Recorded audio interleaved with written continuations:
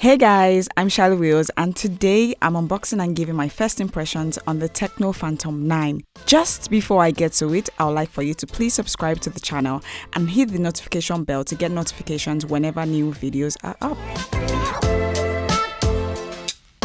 We've got a silver colored box here with reflective Tecno and Phantom 9 inscriptions all over. Peep the blue shield quality seal. For some weird reason, the overall design and color theme of the box just already makes me want to give the device a dubbed slogan like Phantom 9, the rise of the Silver Surfer. You can also see what looks like a map out of the phone screen. I can spot a dot notch and a possible in-display fingerprint scanner. Opening the box, you're greeted with an envelope that has the number 9 boldly inscribed on it and then Phantom at the bottom. About to find out what's in it. You can spot the 12 plus 1 month warranty, user and specification manuals and phone case all neatly arranged in here with a SIM ejector on one of the flaps. You have a rubber mat phone case, presumably to allow for a little friction and an even better grasp from susceptible drops. You have at a glance major specs of the Phantom 9, this AI triple camera, in-display fingerprint, dual front flashlights, interesting, 128GB of ROM and 6GB of RAM. Also in the box, there's a micro USB cable, charger and earbuds. Sliding the device right out, it's lightweight as it weighs about 164 grams. The most striking thing about this device is the color gradient on the back, and I think Tecno does a good job with the gradient transitioning just like the Camon 11 Pro. There are at least 4 shades here. There's light blue, a transition to darker blue, purple and then magenta, all nicely put together. But as noted with these types of colorful backs, you will be foregoing aesthetics for protection. The material on the back is plastic and does a good job of not retaining smudges or heat when holding. I also can't help but notice the camera bulge, and again this was an issue I noticed with the Camon 11 Pro.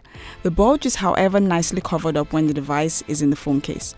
A quick run through on the body, there's an AI triple camera and flash at the back, SIM card and SD slot on the side, power button and volume rocker on the other side, there's a dot notch with a speaker in front, and then you have the headphone jack, USB port and speaker grill all at the bottom. So I did notice earlier that the USB cable isn't USB-C, and I mean, you really can't brag about the specs of any newly released device in 2019 without it having the USB-C as a standard.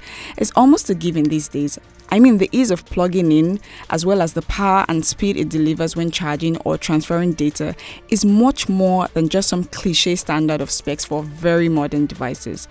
Onto a feature that is common in very modern devices, in-display fingerprint scanners. The Tecno family launched its in-display fingerprint scanner with the Phantom 9. I got to explore this feature setting up the device as well as the face recognition. Pretty colorful display and loads of pre-installed apps here. The display on the Phantom 9 is a 6.4 Full HD with a resolution of 1080 by 2340 with 403 pixels per inch, protected by Corning Gorilla Glass 3 and a dot notch with an option of hiding it. Here's the display on maximum level of brightness so you see how vibrant the display is. Another important thing to note about the Phantom 9 is its AMOLED display, as AMOLED screens give brighter, more vibrant and saturated colors, so that definitely adds up here. Here's me watching an unboxing video as well as the trailer for the Lion King movie. So we get to judge the display between a brighter video and one with a relatively darker feel to it. Checking for interference of the dot notch when watching these videos, the notching display gives for a wider display and there's a little reduction when the notch is hidden.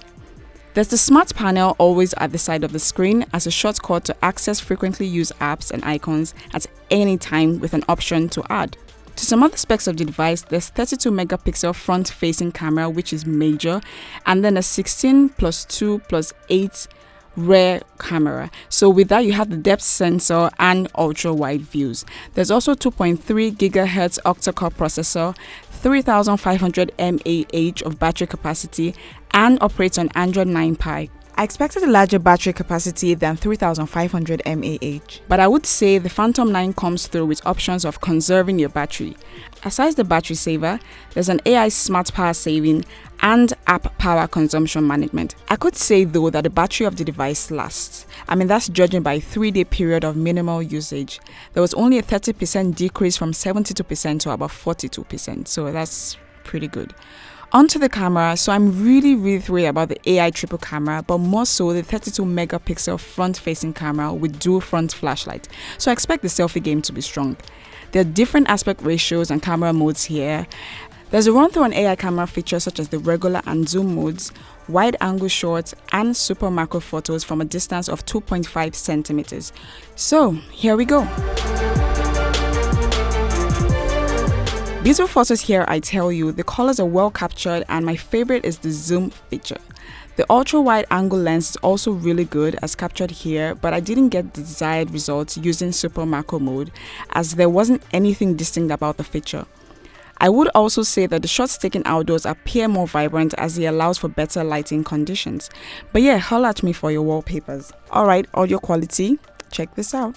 Hey guys, I'm testing for audio quality of the Tecno Phantom 9. As usual, I'll play this back to hear how this sounds. Overall, for the Tecno Phantom 9, like I stated earlier, I would have expected a USB-C, especially for a flagship device like the Phantom 9, and because the Phantom 8 uses the USB-C, so I'm really not sure why there was a reverse on that decision from Tecno, but yeah, that's what we have. The device is priced at 77,000 naira, which is about $215, and that's quite budget friendly considering the overall features and new technologies the device brings in comparison with its predecessor, the Phantom 8, which was priced between the range of 125,000 naira and 135,000 naira. So that's pretty interesting. Alright guys, that's about it on my first impressions of the Tecno Phantom 9. Please share your thoughts on the device and video, and don't just watch the video guys, subscribe by hitting the subscribe button for more of these reviews, and follow us on all our social media handles at TechCity NG.